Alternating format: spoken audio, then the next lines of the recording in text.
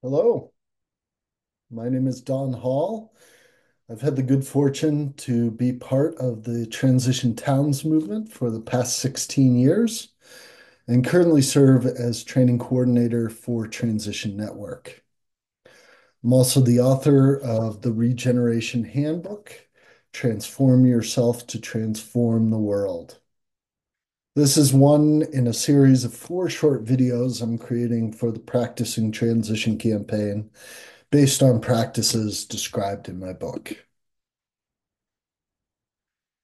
There's a bunch of different reasons why the vast majority of activist groups, including transition initiatives, decide to make decisions collectively.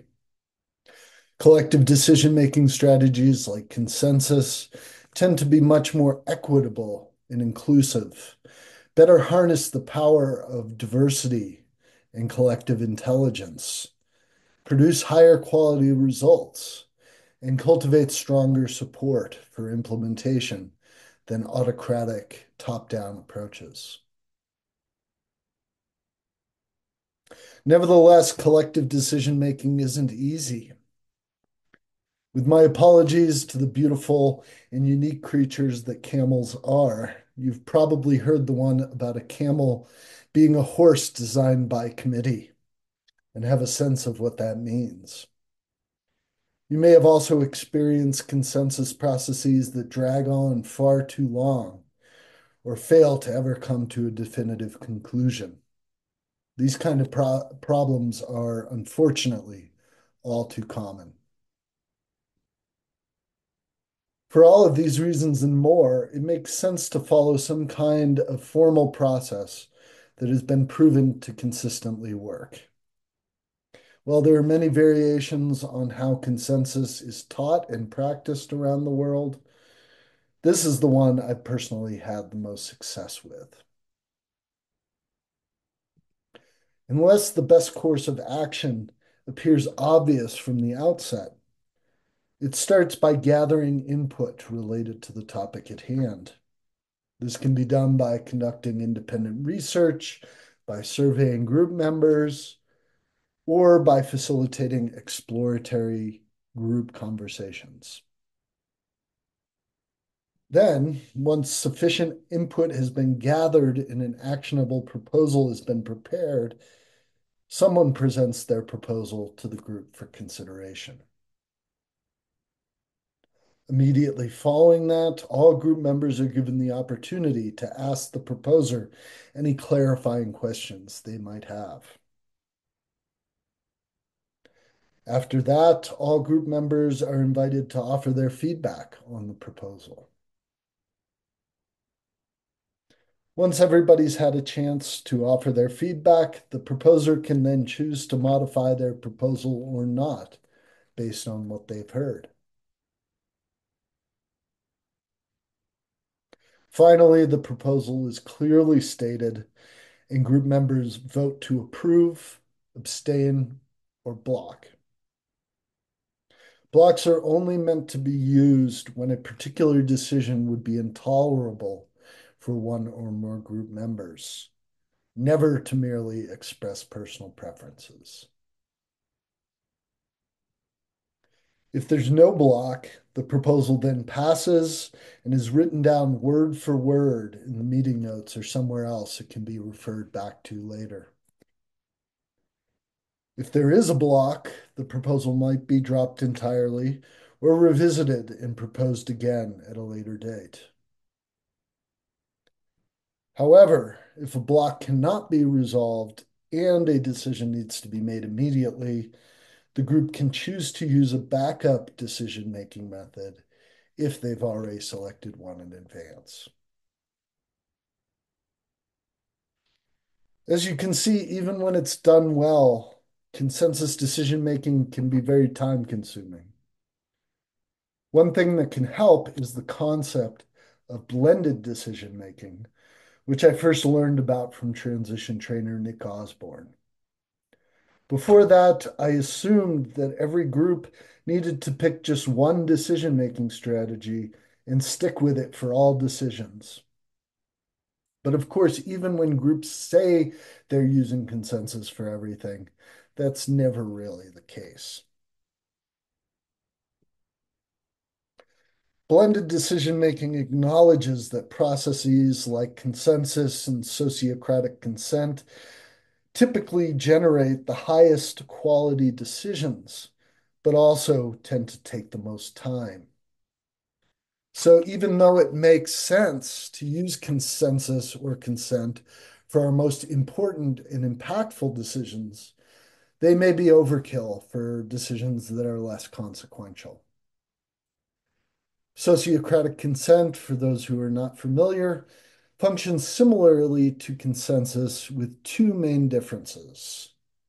One, while everyone either needs to approve or abstain to reach consensus, consent proceeds on the basis of no objections. And two, while consensus aims to inspire the best possible outcome, consent sets the bar at good enough for now and safe enough to try.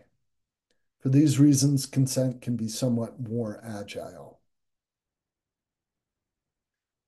On the opposite end of the spectrum, we have autocratic decision making without input. Although this decision making strategy might seem completely antithetical to the transition ethos, it can be the best option when the decision being made doesn't matter very much one way or the other. For example, we don't need to go through a formal consensus process to decide what color tablecloth we'll buy for our booth at the local farmers market. That kind of decision can be safely delegated to one person. With other kinds of decisions, it may make sense to defer to an expert. For example, if we don't know anything about web design, we may want to hire a professional web designer and empower them to simply use their best judgment about how to design our website. However, it's also possible that we may have some ideas we'd like that web designer to consider. When a decision is made autocratically with input, the decision maker has a responsibility to seriously consider the will of the group, but can decide to do otherwise if the will of the group is unclear, impractical, or they think they have a better idea. By creating and delegating some decision-making authority to committees or subgroups, we can free up capacity in our main decision-making group while still benefiting from a variety of perspectives. A committee may be comprised of experts or stakeholders on a particular topic, or just whoever happens to volunteer. Its authority may be limited to a particular decision or remain ongoing within a defined domain.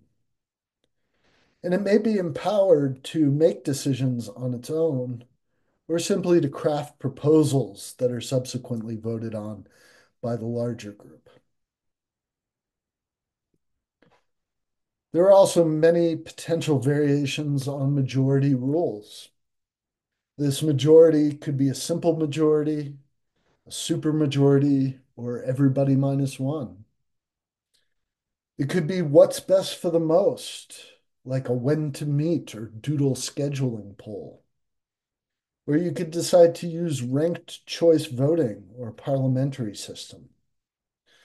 This could all become very complicated, as you can see, but I think it's helpful to keep in mind that blended decision making is supposed to make decision making easier and more efficient. So please don't make it any more complicated than it has to be.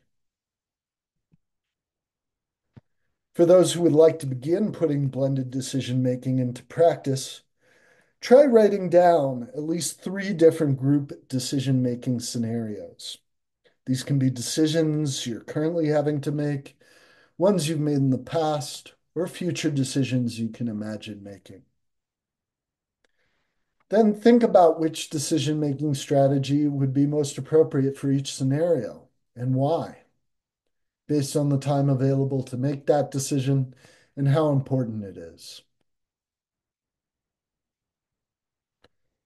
Finally, if it makes sense for you, you could even use this exercise to codify which decision-making strategies your group will use for which types of decisions moving forward. That's all for this video. Please visit practice.transitionmovement.org for more great transition practices. Thanks for listening and good luck.